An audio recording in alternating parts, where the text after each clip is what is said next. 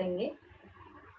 समरूपता में जो सबसे पहला पॉइंट है, दो त्रिभुजों के क्षेत्रफलों का अनुपात ज्ञात करना। उसके बारे में क्या है, दो त्रिभुजों के क्षेत्रफलों का अनुपात, ये किस तरह से ज्ञात करते हैं, ये आज हमको देखना है। ठीक, अब पहले इसको देखते कि ये है क्या। जैसे अभी दो त्रिभुजों के क्षेत्रफल, इसका मतलब नाम से ही हमको यहाँ समझ में आ रहा है कि इसमें कितने त्रिभुज होना चाहिए, दो। तो अभी मुझे दो त्रिभुज दिया हुआ है। एक त्रिभुज ये जिसका नाम मैंने ए बी सी दिया, ठीक है। अब ये है दूसरा त्रिभुज, और ये दूसरे त्रिभुज का नाम मैंने पी क्यू आर दिया। अब ये त्रिभुज में तीन भुजा होती और साथ में ऊंचाई भी तो होती है, ठीक है। तो ये इसकी जो ऊंचाई यहाँ पे हो गया डी, और ये इसकी ऊंचाई, और यहाँ पे कर दिया हमने एस, ठीक है।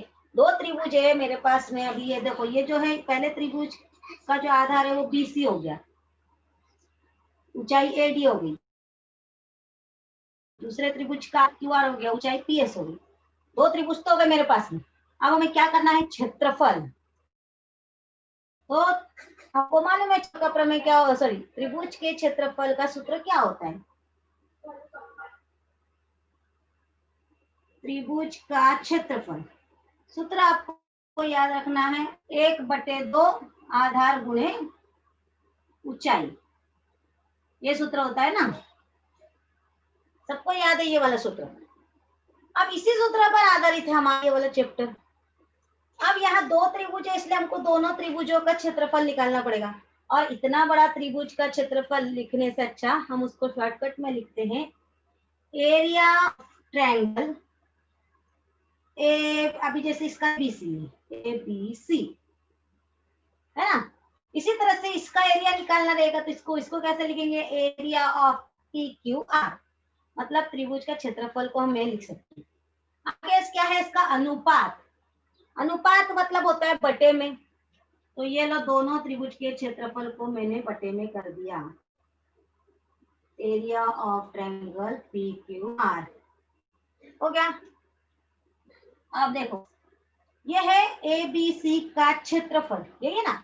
तो ए बी सी का क्षेत्रफल है तो इसका सूत्र ही इसके सामने आएगा। पी क्यू आर का क्षेत्रफल है तो इसका सूत्र इसके सामने आएगा।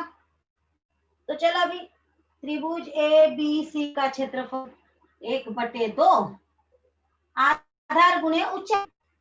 अब हम किस त्रिभुज की बात कर रहे हैं, एबीसी। तो इसका आधार क्या है, बीसी, और ऊंचाई क्या है, एडी, है ना। तो ये इसका आधार हो गया और इस त्रिभुज की ये ऊंचाई होगी। इसी तरह से अब एक Q R, P Q R का 1/2 आधार क्यू आर और ऊंचाई पी एस हो गया। अब ये बीसी क्यू आर ये सब हमको अलग अलग आधार और अलग अलग ऊंचाइयां दिख रही है, लेकिन 1/2 है वो दोनों कॉमन दिखता है। तो उसको हम कट कर सकते हैं, कट कर दिया तो मेरे पास क्या बच गया अभी यहाँ पर, बीसी गुना एडी बटे में क्यू आर गुना पी एस। तो यहाँ देखो, देखेंगे तो क्या है, आधार गुणे ऊंचाई, और ये दूसरे त्रिभुज का आधार गुणे ऊंचाई। तो मेरे पास में ये जो अभी मैंने आपको एक पहला पॉइंट बताया, उससे क्या पता चला कि दो त्रिभुजों के क्षेत्रफल का अनुपात उनके संगत आधार और ऊंचाई के गुणनफल के अनुपात के बराबर होता है। बोला मैंने, देखो मैं यहाँ लिख रही हूँ, क्या सीखा यहाँ से हमने कि दो त्रिभुजों के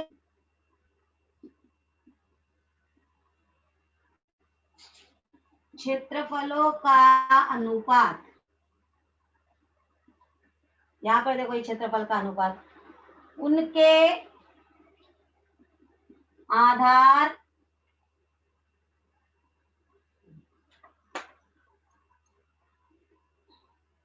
संगत आधार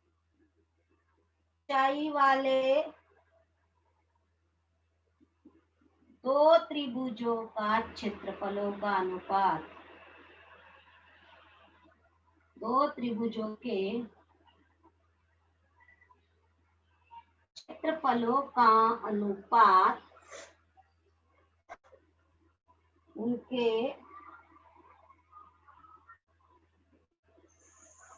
संगत आधारों के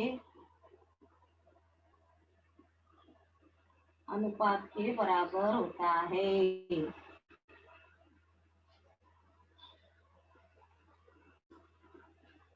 ये यहाँ पर ये जो समान ऊंचाई, ये एक पॉइंट हमारा यहाँ आया। इसके पहले वाले में हमारा ये शब्द नहीं था, केवल दो त्रिभुज था। दो त्रिभुजों का क्षेत्रफल का अनुपात आधार गुणे ऊंचाई के गुणनफल के बराबर आता, ये था। यहाँ पर अभी हमारे पास पहली शर्त में उसने बोला है कि दो त्रिभुज है लेकिन उनकी ऊंचाई समान है। समान है इसका मतलब वो दोनों कैंसिल कर दिए, बच गया आधार, क्योंकि हमारे सूत्र में क्या था, आधार और ऊंचाई।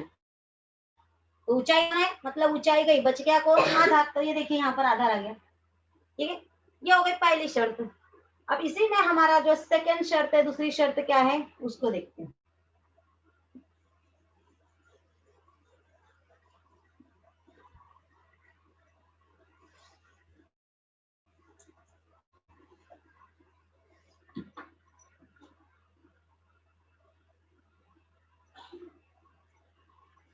अब दूसरी शर्त जो है कि दोनों त्रिभुजों का आधार समान। अभी ऊंचाई थी, अभी दोनों त्रिभुजों का क्या हो जाएगा, हमारा आधार समान रखेंगे हम। ठीक है, क्योंकि सूत्र में आधार और ऊंचाई है, इसीलिए दो नियम बन गए, दो शर्त हो गई, एक आधार के लिए और एक ऊंचाई के लिए। शर्त नंबर हमारी ये दूसरी समझो।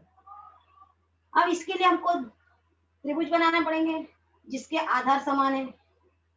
चलो अभी ये मैंने यहाँ पर बनाया, ये त्रिभुज बनाया ए बी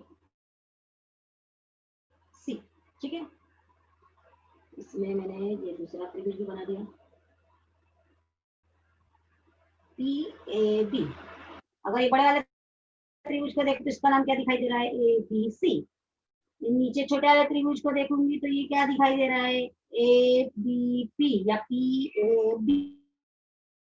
तो बड़ा वाला जो त्रिभुज है इसकी ऊंचाई देखिए, ये ऊंचाई एकदम सीधी होती है ना, तो यहाँ हम डी दे दिया, मतलब जो एबीसी त्रिभुज है उसकी ऊंचाई मुझे सी डी दिखाई दे रही है, और दूसरा जो छोटा त्रिभुज है ए पी बी, ये है उसकी ऊंचाई, यहाँ मैंने क्यू नाम दे दिया। अब दोनों की ऊंचाई अलग अलग है तो मुझे दोनों को मान भी अलग अलग मानना पड़ेगा ना। तो चलो इसकी ऊंचाई को h1 कर लेते हैं और ये छोटे वाले की ऊंचाई को h2।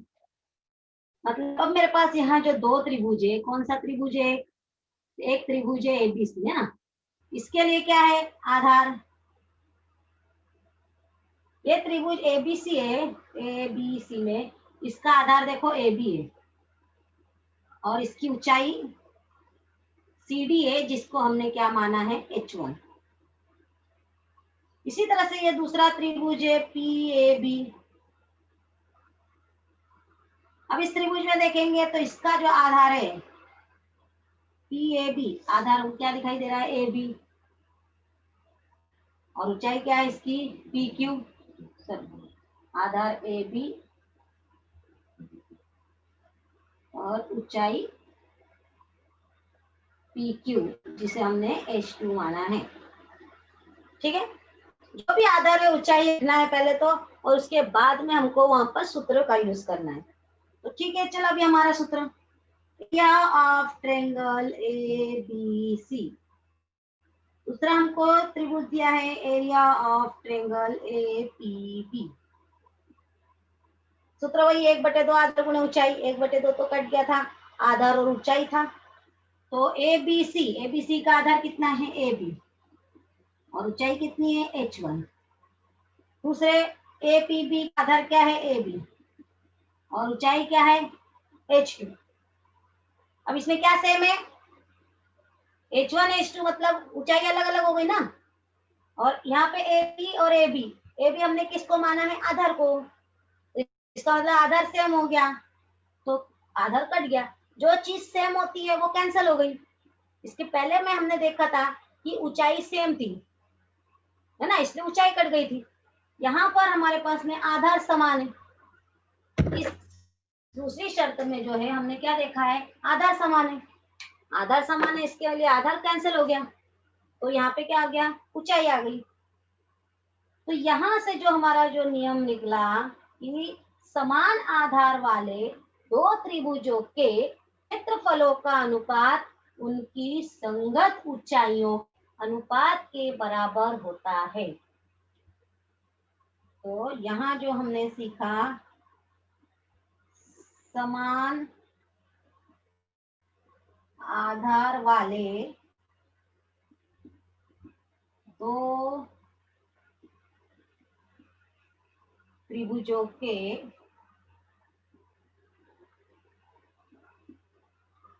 क्षेत्रफलों का अनुपात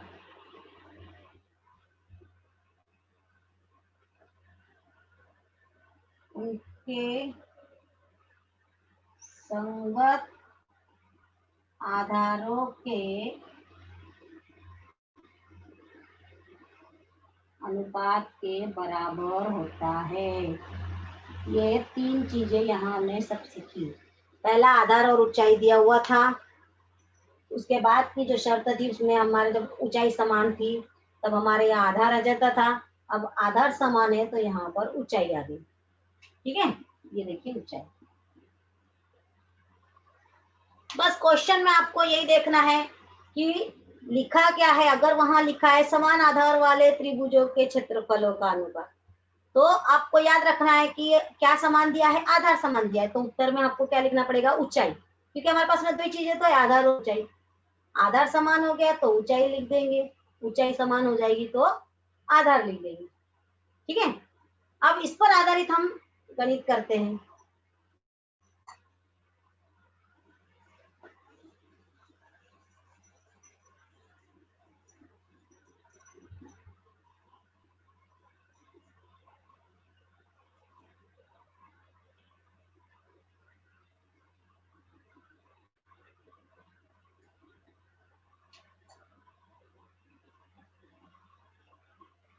अभी देखिए यहाँ पर ये मैंने एक बनाया है त्रिभुज। ठीक है, A B C, P R और ये हो गया क्यू। जो हमारे एक्टिविटीज वाले जो क्वेश्चन है, जो बॉक्स जिसको हम कहते हैं, ये उस टाइप का मैं आपको इसमें क्वेश्चन बता रही हूँ। यहाँ पर अब मुझे निकालना है area of triangle A B C और area of triangle A P ए।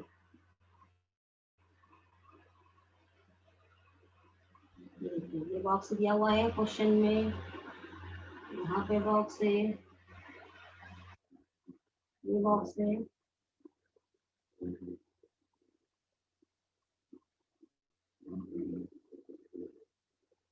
ठीक है, ये है मेरे पास बॉक्स। अब इसमें मुझे लिखना है क्या है, दिए हुए हैं, आकृति भी मेरे पास में है, नाम दे रहा है एसी और एपीक्यू। यहाँ जो भी आपको नाम दिखाई दे उन नामों को आपको इसमें ना है कि उसका जो आधार क्या है, उस त्रिभुज की ऊंचाई क्या है। ठीक है, तो सबसे पहले देखिए ए बी सी। अब ए बी सी मतलब ये वाला और दिखाई दिया, ये हो गया एबीसी त्रिभुज तो हो गया। इसका मतलब आधार मेरे पास में हो गया बीसी। ठीक, तो आधार तो मैंने इसका लिख दिया बीसी। अब ऊंचाई भी होती है ना, तो ऊंचाई कैसे होती है, अभी ऊंचाई में देखो एपी दिया है, ए क्यू दिया है और ए आर दिया है। तो अभी मैं यहाँ पे क्या लिखूं, तो कंफ्यूज होने की जरूरत नहीं है, ऊंचाई एकदम सीधी होती है। ये लंब है, यहाँ पर देखिए ये चिन्ह बना हुआ है ना 90 डिग्री वाला, मतलब वो सीधा लंब है, हम उसको ऊंचाई मानते हैं। तो हम आपको बोलेंगे चलो आपकी हाइट हमको मापनी है, तो आप क्या करोगे, एकदम स्ट्रेट सीधे खड़े हो जाओगे ना। तो यहाँ पे भी सबसे सीधा लाइन ए आर है, तो उसकी ऊंचाई हो गई। तो ये हो गया मेरे पास में ऊंचाई एबीसी त्रिभुज की। आधार गुणे ऊंचाई, क्योंकि मुझे सूत्र मालूम है, इसलिए मुझे ये जो त्रिभुज है एबीसी, इसमें मुझे आधार देखना पड़ेगा और ऊंचाई देखनी पड़ेगी, बस दो ही चीज देखनी। इसी तरह से ये जो नीचे त्रिभुज है ए पी क्यू, इस त्रिभुज में भी अभी मुझे आधार और ऊंचाई ढूंढनी है। अब मुझे एबीसी से लेना देना नहीं है, अब मुझे कौन सा त्रिभुज देखना पड़ेगा, ए पी क्यू। तो चलो अभी ए पी क्यू देखते हैं। ये ए, ये पी, ये देखिए ये अंदर बना हुआ छोटा त्रिभुज ए पी क्यू। अब इसको देखेंगे तो ए पी क्यू, इसमें पी क्यू ऐसा बना हुआ है, ए पी क्यू, और ये ऐसा। तो इससे ही हमको दिखाई दे रहा है कि आधार क्या है, पी क्यू, ये मैंने पी क्यू, और ऊंचाई क्या है, ए आर, क्योंकि ये आर हो गया।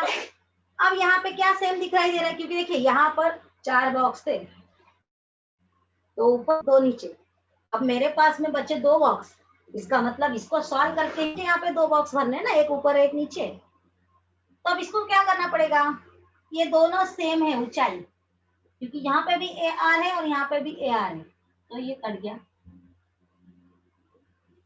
ठीक, तो बच गया कौन, यहाँ लिख दो, यहाँ का आधार बीसी और दूसरे त्रिभुज का आधार पी क्यू, हो गया। मेरे पास में मेरा गणित खत्म। नियम कौन सा लगाया, आपको नियम वहां लिखना जरूर पड़ेगा, ठीक है। तो यहाँ इस त्रिभुज में हमने क्या देखा, क्या समान था हमारे पास में, आधार गुणे ऊंचाई। तो क्या समान आया था यहाँ पर, ऊंचाई। इसके लिए यहाँ आपको लिखना पड़ेगा समान ऊंचाई होने पर,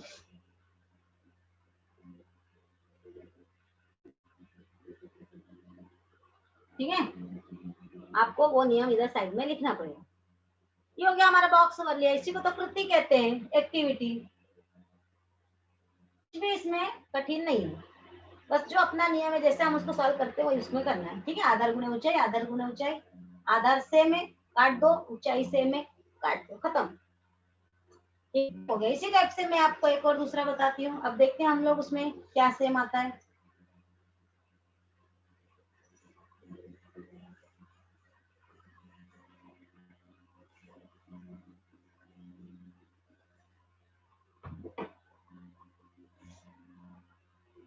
अभी क्वेश्चन नंबर 2,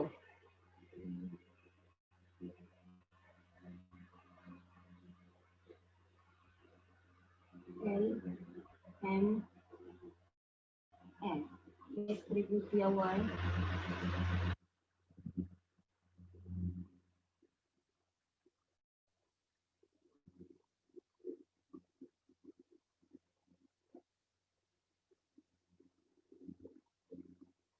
डी,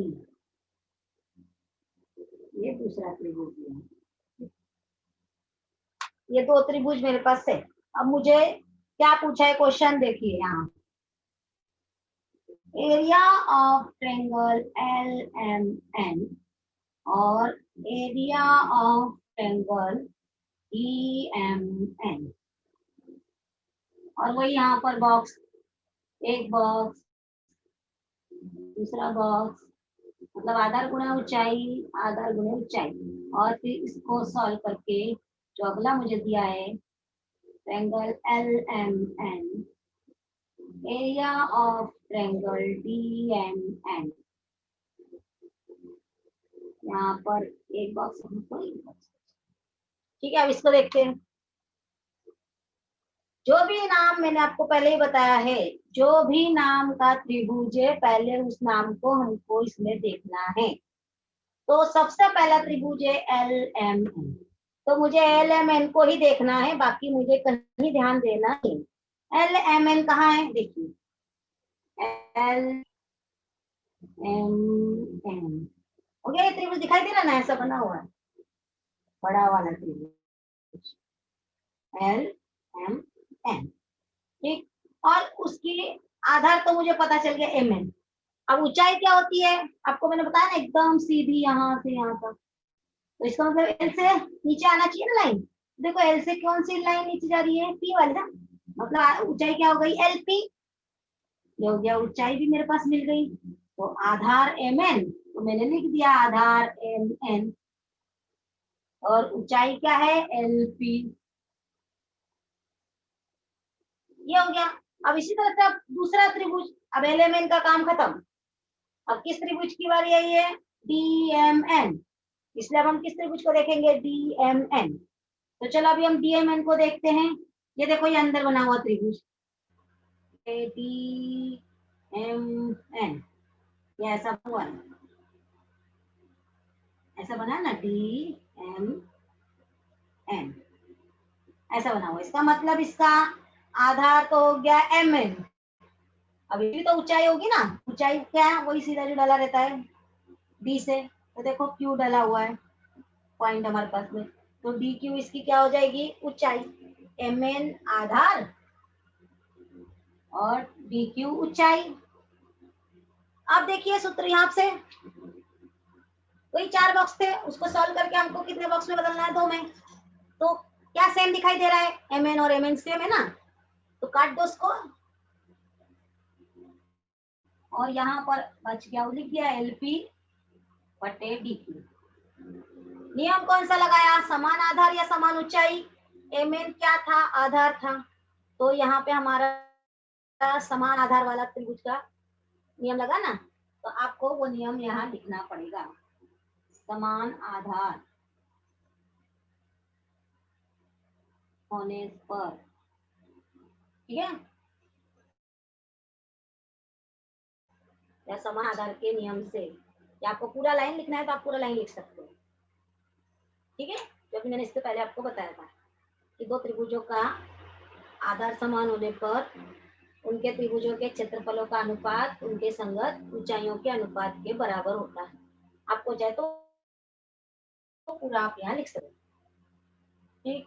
तो ये इस तरह से हमको यहाँ पे बॉक्स भरना है। ये क्वेश्चन हमारा यहाँ खत्म। सूत्र वही लगाना है, आधार गुणे ऊंचाई, ठीक। अब इसके ये हुआ, इसके बाद हम आते हैं अपना एक समानुपात का मूलभूत प्रमेय। आप लोगों को ऐसा लगता है प्रमेय बोला तो बहुत कठिन हो जाता है, लेकिन उन प्रमेय पर आधारित जो क्वेश्चन है ना वो बहुत इजी होते हैं, बस वो प्रमेय हमारे दिमाग में बैठ जाना चाहिए, ठीक है। तो देखिए अभी क्या प्रमेय है।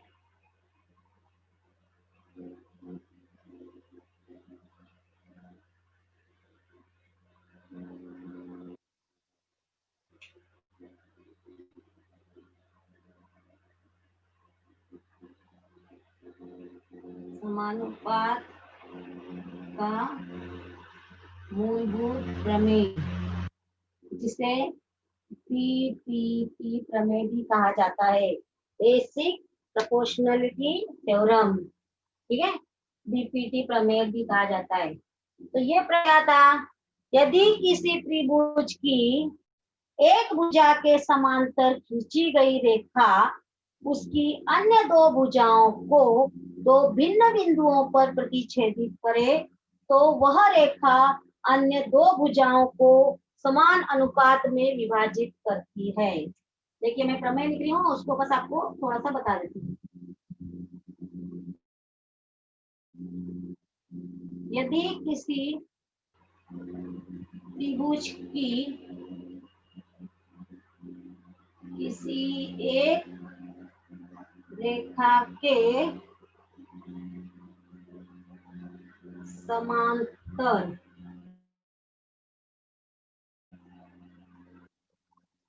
खींची गई रेखा उसकी अन्य दो भुजाओं को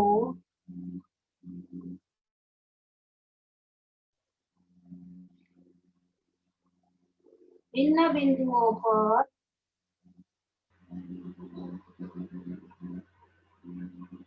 प्रतिच्छेदित करे,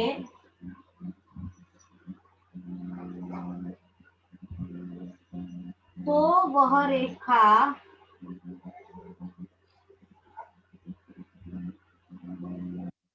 अन्य दो भुजाओं को समान अनुपात में विभाजित करती है, मतलब बांटती है, अपनी भाषा में सिंपल। अनुपात में विभाजित करती है। अब इतना बड़ा मैंने प्रमेय लिखा, तो इसको देखो, यहाँ पर ये जो मैंने आकृति बनाई है, ये त्रिभुज ए बी सी,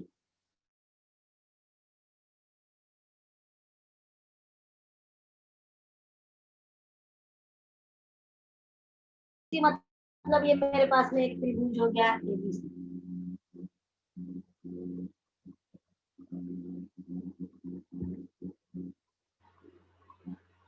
किसी त्रिभुज की किसी एक रेखा, 3 रेखा है मेरे पास, किसी भी एक रेखा के समांतर लाइन खींचनी है, तो ये बीसी रेखा है, इसके समांतर ये लाइन खींचना। समांतर मतलब रेल के पटरी के जैसे, है ना। हम इसको, अगर हमारे पास में ऐसा है ना, तो ये रेखा के इस रेखा के समांतर भी हम ऐसे खींच सकते हैं। ठीक है, किसी एक रेखा के खींचना है, तो ये है आपके बुक में, इसलिए मैंने अभी यही बताया। आगे का गणित हम जब हम करेंगे तब आपको बता देंगे। उसकी अन्य दो भुजा, बाकी देखो इस भुजा के समांतर रेखा खींच के बची है 2 भुजा, इसको अलग अलग बिंदु पे प्रतिच्छेदित किया, एक यहाँ पे पी पे, एक यहाँ पे क्यू पर। ठीक है, भिन्न बिंदुओं पर प्रतिच्छेदित हो गई, तो वह रेखा, मतलब ये वाली जो रेखा है पी क्यू, दोनों भुजाओं को समान अनुपात में, मतलब ये जो 2 भाग बने, ये वाली रेखा के 2 भाग और ये वाली रेखा के 2 भाग समान होंगे। ठीक है, तो ये अनुपात बोला है ना, तो देखो क्या हो जाएगा, ए बी रेखा के 2 भाग हो गए, ए पी और पी बी, और दूसरी रेखा का ए क्यू और क्यू सी, और उसका क्या है, समान अनुपात में, समान अनुपात बराबर। ठीक है, ये है हमारा प्रमेय, समानुपात का मूलभूत प्रमेय। बस यही नियम, कभी भी देखने का, अगर तुम आप लोगों को वहां पे चित्र आया तो देखने का, त्रिभुज दिखाई दे रहा है, कोई सी भी रेखा की समांतर लाइन दिख रही है, तो सीधा ए पी बटे पी बी या जो भी नाम दिया होगा, ये वाली लाइन के दोनों अनुपात बटे ये वाली लाइन का। ठीक है, तो ये है हमारा प्रमेय। अब इस प्रमेय पर आधारित मैं आपको एक गणित बताती हूँ। ठीक है, वो भी एक्टिविटी टाइप का ही है, तो हमारी एक्टिविटी भी हो जाएगी।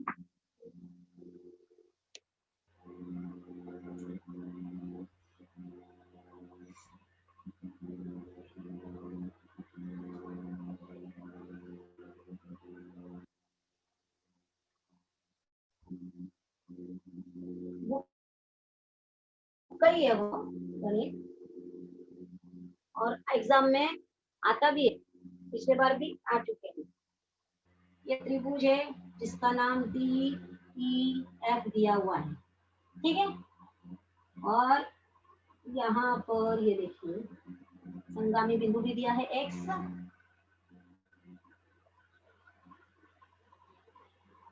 ये जो पॉइंट है अंदर है वो है एक्स, और ये अंदर जो त्रिभुज बना है पी क्यू आर। ठीक, यहाँ पर हमारे पास में उसने जो दिया हुआ है, मैं आपको क्वेश्चन यहाँ शॉर्टकट देती हूँ।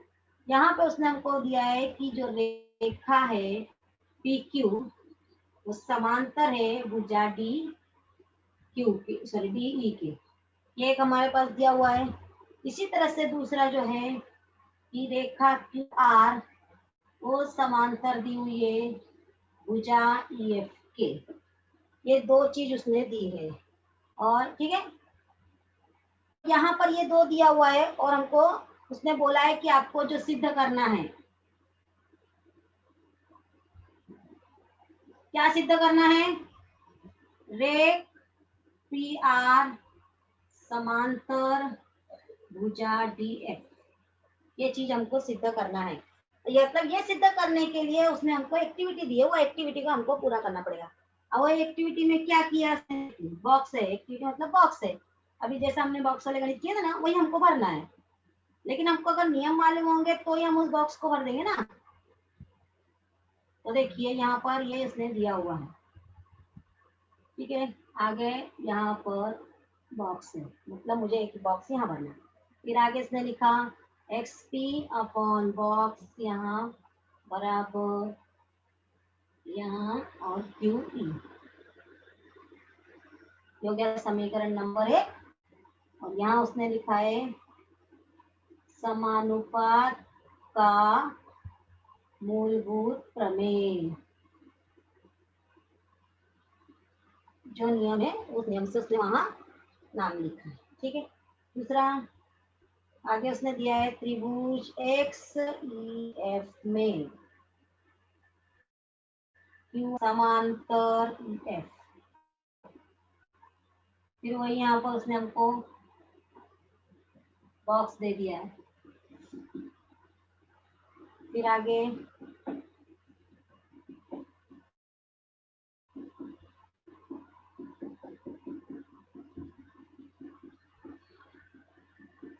सेकेंड सम का सॉरी सेकेंड में यही अब हमको फिर वापस बॉक्स दिया है। और ये हमारा लास्ट।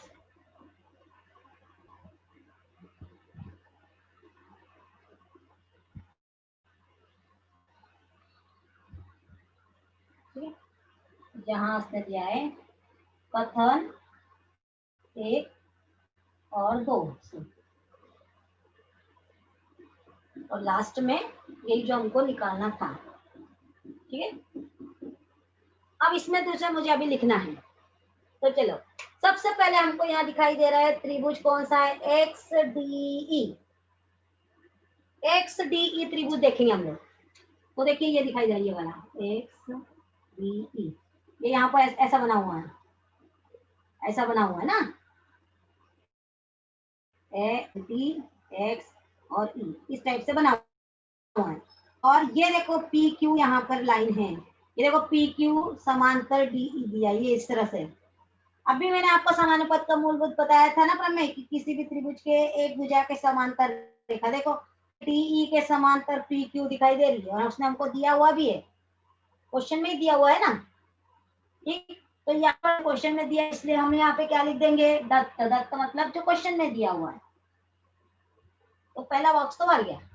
अब आगे इसको हल करना है, तो मुझे मालूम है कि डीई के पी क्यू है, इसका मतलब ये जो मुझे ड्राइंग दिख रही है ये समानुपात का मूलभूत प्रमेय हो गया। समानुपात का मूलभूत प्रमेय हो गया मतलब एक्स, ये लाइन बटे में ये लाइन आनी चाहिए ना, एक्स बटे पी बराबर एक्स क्यू बटे क्यू ई, इस तरह से यहाँ आना चाहिए। एक्स पी बटे डी पी या पी डी बराबर एक्स क्यू बटे क्यू ई। तो देखिए एक्स पी तो दिया हुआ है, उसके बटे में क्या आना चाहिए, पी डी या डी पी। फिर दूसरा यहाँ वाली भुजा एक्स क्यू बटे एक्स क्यू बटे क्यू ई, ये उसने दिया ही हुआ है, तो ये बॉक्स मेरा हो गया भर के। ठीक है, यहाँ तक तो हो गए, मेरे 3 बॉक्स तो भर गए। अब अगला क्यू आर समांतर ई एफ, कौन सा त्रिभुज, एक्स ई एफ। अब ये एक्स ई एफ देखो, ये देखो ये नीचे एक्स ई एफ, ये इस तरह से बना हुआ है, ये इस तरह से बना हुआ है एक्स ई और एफ, और यहाँ पर क्यू आर दिया हुआ है, तो दिखाई दे रहा है ई एफ के समांतर क्यू आर है। ठीक है, तो ये भी हमारे पास में, फिर ये क्या हो गया, दत्त, ये दिया ही हुआ है, भर गया चौथा बॉक्स। अब बच गए ये चीजें, तो अभी हमको मालूम था नियम समानुपात का मूलभूत प्रमेय से। समानुपात का मूलभूत प्रमेय हम इसमें भी लगाएंगे, एक्स क्यू बटे ई क्यू या क्यू ई। ठीक है, एक्स आर बटे आर एफ, ये हो गया समानुपात का मूलभूत प्रमेय से। तो नियम हमारा समानुपात का मूल में यहाँ पे लिखना पड़ेगा हमको, समानुपात के मूलभूत प्रमेय से। ठीक है, अब ये लास्ट वाला भरना है। अभी देखो यहाँ क्या लिखा है, कथन 1 और 2 से, मतलब मुझे समीकरण नंबर 1 और समीकरण नंबर 2, कथन 1 और कथन 2 देखना पड़ेगा, तभी मुझे ये बॉक्स भरने पड़ेंगे। तो एक कौन सा है, ये 2 किधर है, ये तो क्या देखना है इसमें, देखिए यहाँ x P P D, x Q Q E, x Q Q E और एक्स आर आर।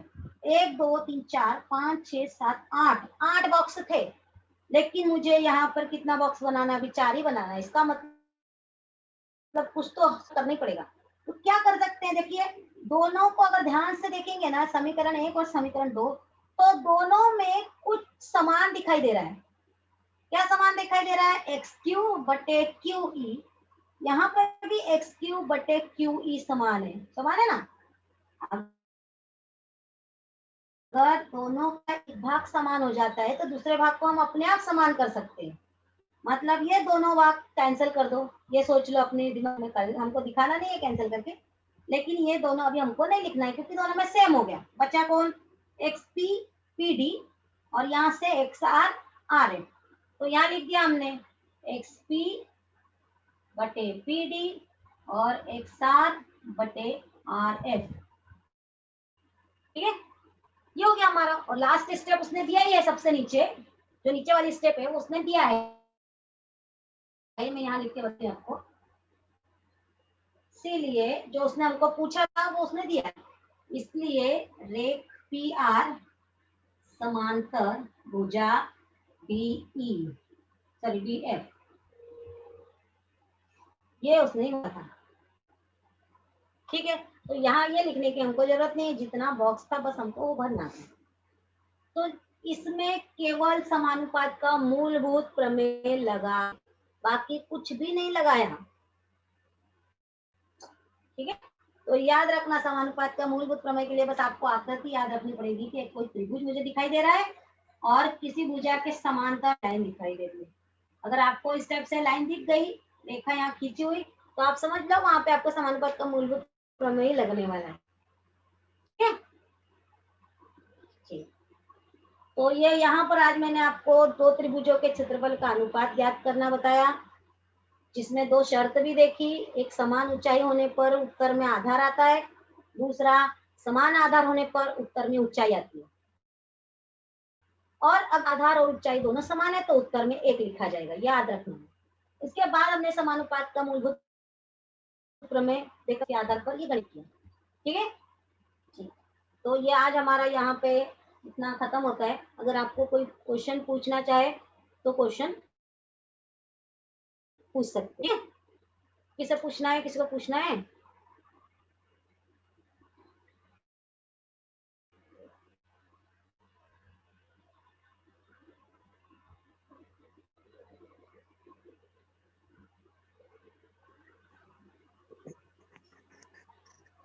हेलो, किसी को कुछ पूछना है? हाँ अंकिता पूछो। अंकिता, मिस दिख ही नहीं रहा था बोर्ड, धुंधला दिख रहा था। कुछ नेट का प्रॉब्लम होगा, फिर नेट का प्रॉब्लम होगा ना प्रॉब्लम है, अपना नहीं अच्छा, कुछ बोले। समझ में नहीं आया है तो वहां मुझे पूछ सकते हो। ठीक है, जहाँ नहीं समझ में आया वहां किसी को कुछ और क्वेश्चन किसी को पूछना है पूछना है? तो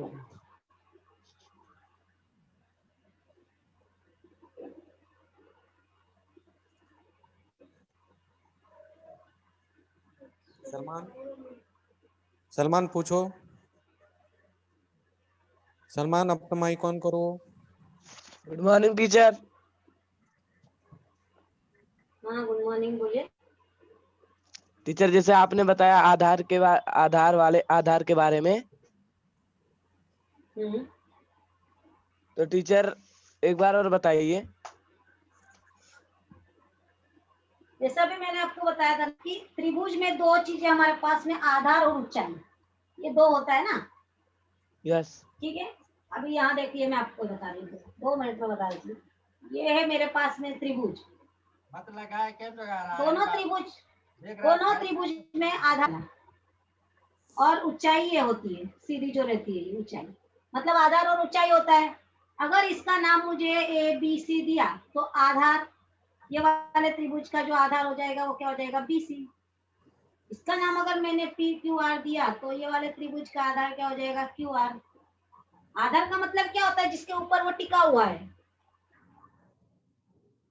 ना, इसलिए उसको आधार, ये आधार हो गया। और ऊंचाई कौन सी? ये जो सीधा ऊंचाई आई है अपने पास, ये सीधी लाइन जो खड़ी हुई, तो ये इसकी ऊंचाई, यहाँ पर AD और इसकी ऊंचाई कितनी हो जाएगी PS।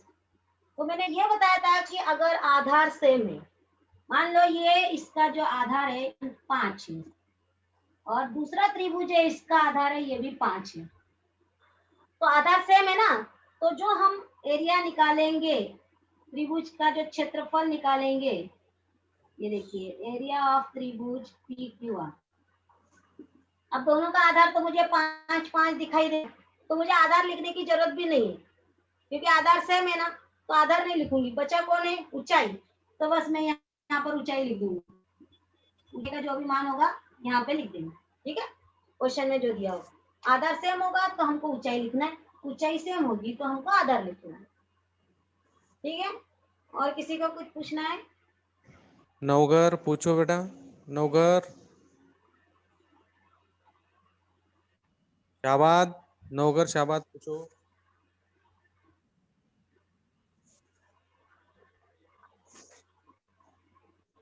सबरीन पूछो।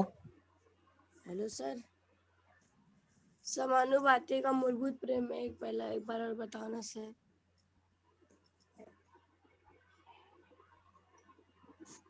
अच्छा ठीक है, समानुपाती जो मूलभूत प्रमेय है वो पूरा तो नहीं बता सकते हैं, लेकिन फिलहाल अभी मैं आपको ना बता दूं कि जो समानुपात का मूलभूत प्रमेय होता है, ये त्रिभुज है, त्रिभुज की 3 भुजा है AB BC और AC। किसी भी भुजा के समांतर रेखा खींचे, तो जो किताब में हमें इसके BC के समांतर रेखा खींच के दिया उसने, तो उसने यहाँ पे P और Q दो दिया क्योंकि वो बिंदुओं पर प्रतिष्ठित किया है। तो समानुपात का प्रमेय क्या है कि अगर त्रिभुज की किसी एक भुजा के समांतर रेखा खींची गई रेखा उसकी बाकी 2 भुजाओं को भिन्न बिंदुओं पे प्रतिच्छेदित करते ही, तो ये देखो अभी कितने भाग बन गए, एक भाग, एक ये बन गया, एक इधर बना और एक, तो ये जो अनुपात समान अनुपात होते हैं, मतलब ये AP बटे P बराबर AQ बटे QC। अगर आपको यहाँ नहीं है तो आप इसको देखो ऐसा कर सकते हैं, मान लो मेरे पास नहीं PQR त्रिभुज है, मुझे अभी QR के समांतर नहीं, मुझे PQ के समांतर लाइन खींचनी है, मैंने A और B 2 बिंदुओं को प्रतिच्छेदित हो। तो अब मैं यहाँ पे कैसे लिखूंगी, क्योंकि किताब में तो हमको ये दिया है तो ये मालूम है, लेकिन अभी ये तो गड़बड़ होगी ना। गड़बड़ की बात ना, जिस भुजा के 2 भाग हुए हैं उसी को लिखना है, तो इसका तो 2 भाग हुआ ही नहीं है, तो इसके बारे में हमको कुछ लिखना ही नहीं। PR वाली लाइन 2 भागों में बटी है ना, तो ये जो PR 2 भाग में बटा है, पहला भाग AR, तो मैंने लिख दिया PA बटे AR बराबर। अब इसी तरह से दूसरी लाइन QR, ये भी 2 भागों में बटी है, एक ये वाला भाग, एक ये भाग, तो मैंने लिखा QB बटे BR। ठीक, बस ये एक चीज इसमें आपको क्या याद रखना है, अभी मैंने ये P, देखिए ये कॉमन बिंदु आ रहा है ना R, मैंने यहाँ से स्टार्ट किया इसलिए मैंने दूसरी लाइन भी यहाँ से स्टार्ट। अगर मैं यहाँ से लिखती ना RA बटे AP, मुझे ये भी R से शुरू करनी पड़ती। आप लोग क्या करते हो कभी कभी PA बटे PR, चलो PA बटे AR और दूसरा A यहाँ से शुरू कर देते, ऐसा नहीं। अगर आपने कॉमन बिंदु से दूर वाले से लिया है, यहाँ से लिया है, तो इसमें भी आपको यहाँ से ही लेना पड़ेगा। अगर आप यहाँ R से शुरू करते हो तो RA बटे P बराबर, जब यहाँ R से ये शुरू किया तो इसको भी आपको R से शुरू करना पड़ेगा, RB बटे QB। ये ध्यान रखना क्योंकि आपको आता है, लेकिन ये गलती होने की वजह से उत्तर सबके अलग अलग आ जाते हैं। ठीक है, तो ये है हमारा समानुपात का मूलभूत प्रमेय। ठीक, और किसी को सचिन पूछो बेटा, Sachin. Good morning ma'am. Hello, good morning ma'am. Ma'am मतलब ये भुजा को मतलब काट सकते, पेन से काटना है या पेंसिल से, अगर भुजा समान रहा तो? आधार का कौन नहीं, उसको आप आधार समान रहे तो आपको उसको काटने की जरूरत भी नहीं है। आप नीचे जैसे यहाँ पर अभी आपको मैंने बताया था, अगर यहाँ का एक आधार और ये ऊंचाई, दूसरा आधार और मान लो ये ऊंचाई, तो आप इसको पेंसिल से भी कट कर सकते हैं ऐसा। ठीक है, और नहीं आपको तो आपको आकृति में आ गया है कि वहां पर हमको आधार सेम दिखाई दे रहा है, तो आप डायरेक्ट यहाँ पे ऊंचाई भी लिख सकते हो, काटने की भी जरूरत नहीं, डायरेक्ट ऊंचाई लिख सकते हो। आपको अगर वहां पे जो आकृति थी उसमें समझ में आया है या क्वेश्चन खड़े थे समान आधार होने पर, तो आप सीधे ऊंचाई लिख दो और यहाँ पे जो रीजन है वो लिख दो, समान आधार होने पर। नहीं तो फिर अगर आपको है तो आप इसको काट सकते हो। ठीक है, हाँ सिया पूछो बेटा। Good morning miss. हाँ गुड मॉर्निंग, बोलिए। मिस आप समानुपात मूलभूत प्रमेय का रिटर्न बताइए ना, मेरा नेटवर्क का प्रॉब्लम हो गया था।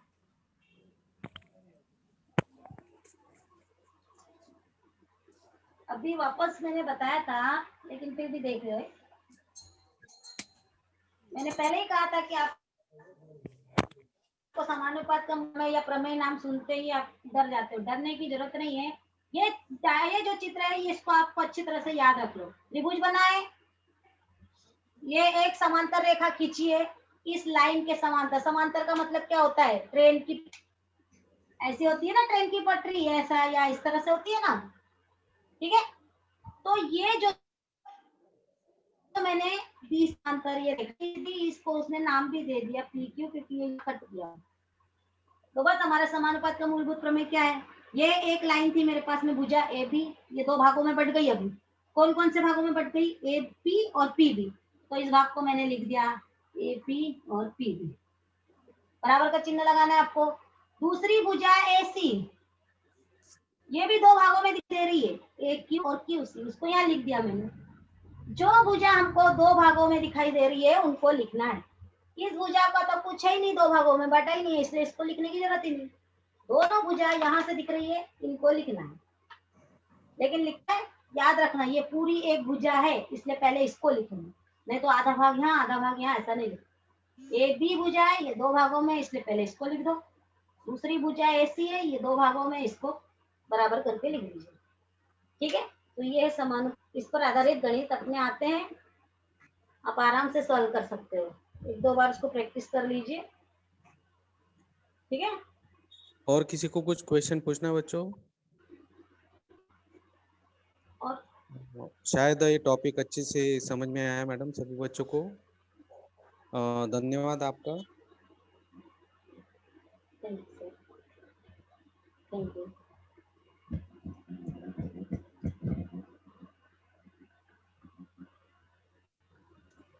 सर लीव करूं? हाँ 1 मिनट मैडम, कुछ बच्चे पूछ रहे हैं आपसे। अच्छा, हाँ सिया पूछो बेटा। और यस पूछो। मिस, हाँ बोलो। समानुपात मूलभूत प्रमेय में ड्राइंग ऐसा ही रहेगा क्या, ट्रायंगल जैसा, कि कोई भी इसमें रहेगा? हाँ हाँ, नहीं नहीं, समानुपात का मूलभूत प्रमेय में हमेशा ट्रायंगल ही आएगा। बस क्या चेंज होगा, जैसे मैंने अभी बीसी के समांतर खींचा, हाँ तो ये जैसा अभी ए बी सी है, यहाँ मैंने इस बीसी के समांतर ये लाइन खींची, हो सकता है वो आपको इस ए बी के समांतर ये लाइन दे दे। देखो इसके समांतर आ गई ना, ये दो लाइन हाँ कटी मिस। हुई है। देखो इसके पहले मुझे ए बी और ए सी, फिर इस हो सकता है। अब इसके समांतर ये ऐसा भी दे सकता है, रहेगा ट्रायंगल ही, और उस किसी भी के समांतर वो लाइन आपको दे देगा। ओके ठीक है, मिस। क्योंकि बुक में ये दिया, लेकिन हो सकता है क्योंकि अभी मैंने आपको जो एक्टिविटी वाला बताया ना, उसमें इस तरह से दिए हुए, एक्टिविटी वाले में इस तरह का दिया हुआ था, तो किसी भी तरह का देगा, लेकिन रहेगा वो ट्रायंगल ही। ठीक है, ट्रायंगल के अलावा कोई उसमें दूसरा नहीं रहेगा। ठीक, और किसी को पूछना है कुछ? और किसी को पूछना है बच्चों? और किसी को कुछ क्वेश्चन पूछना है? हाँ नहीं मैडम, शायद किसी को अभी किसी का हाथ ऊपर नहीं दिख रहा है।